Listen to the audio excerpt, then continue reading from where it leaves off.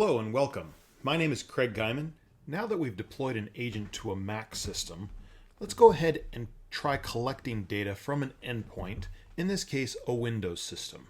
From our organizations list, we have the ability to select bulk endpoints, or we have the ability to filter for multiple endpoints using the center area of the endpoints page within the Binalyze Error platform. I'm going to go ahead and focus specifically on one particular endpoint and show how to collect information and data and evidence from this endpoint, as well as explain the different evidence and artifacts that can be collected using Binalyze Error. When selecting the option to acquire evidence, I want to point out that you have the ability to both acquire evidence or full disk acquisitions from endpoints. We'll be focusing primarily on acquiring evidence. This can be done by first selecting a case to associate this with. Once you have selected the case, you then have the ability to choose your acquisition profile.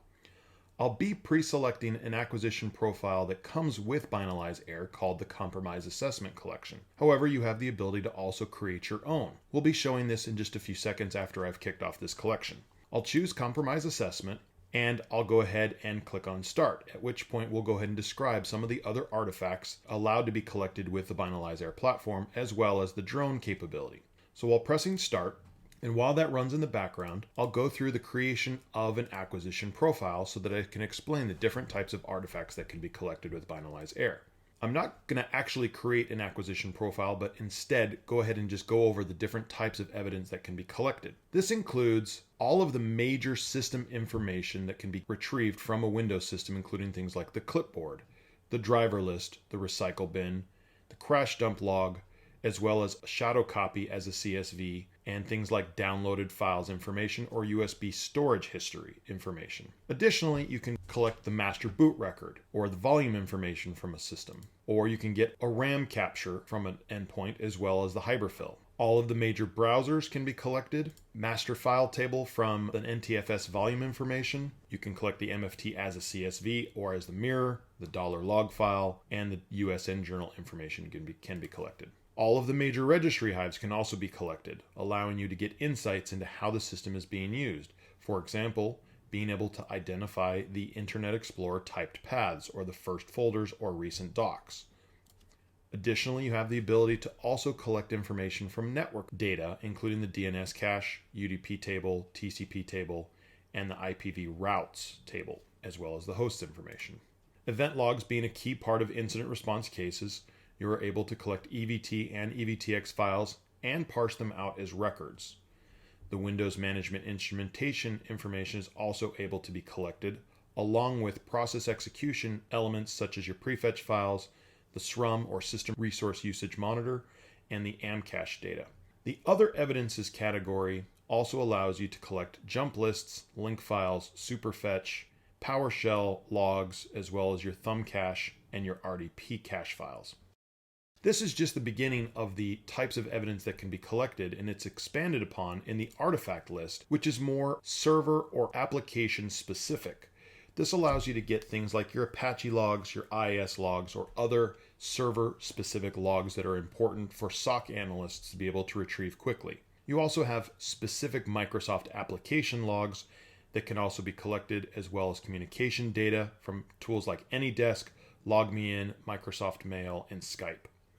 Beyond this, you have the ability to collect social artifacts from things like Facebook databases, Twitter cache and Twitter databases, as well as productivity artifacts from Notepad++, Sublime, Evernote, utility artifacts like VMware config and backups from iTunes, as well as developer tools and cloud artifacts.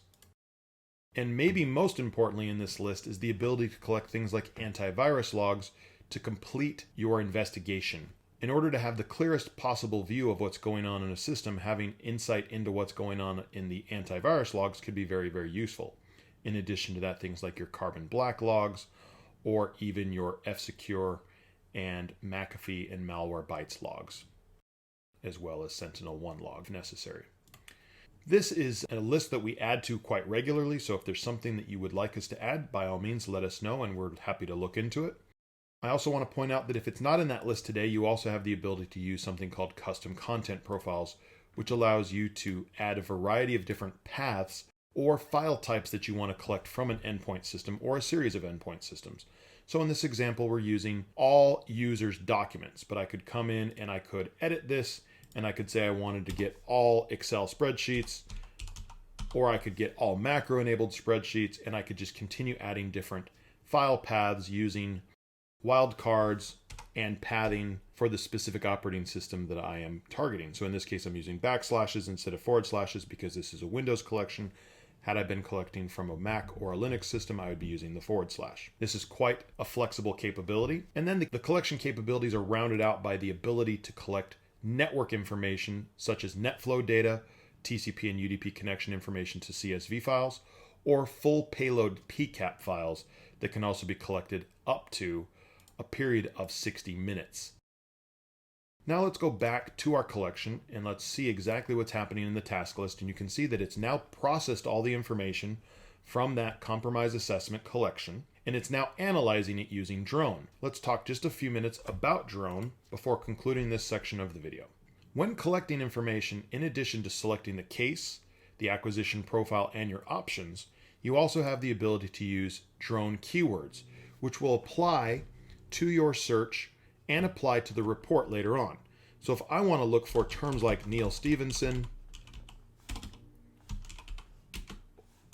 or 49ers or Thor or any number of different keywords, I can put those in here. I can also use wildcards and regular expressions as well. These keywords will then be part of my report later on, allowing me to focus in on the specific areas where these keywords are hit. More importantly, the Drone capability within Binalyze Air is a decision support system for analysts and SOC practitioners, allowing them to identify anomalous behavior within the corpus of the data that's being collected from the endpoint. So if you're looking for areas that come from the MITRE ATT&CK framework, we'll be identifying that stuff specifically for those practitioners, as well as anomalous activity that happens within the DNS cache, the host file, vulnerabilities that potentially are lurking about on those systems, as well as potential ransomware identifiers, and various other scanners and analyzers, allowing practitioners to be able to identify very quickly the types of activity that they should be looking for right out of the gate. Now that the completion of this compromise assessment collection is just about done, you'll notice that we have the ability to look at the report. Well, the report is the next section that we'll be talking about.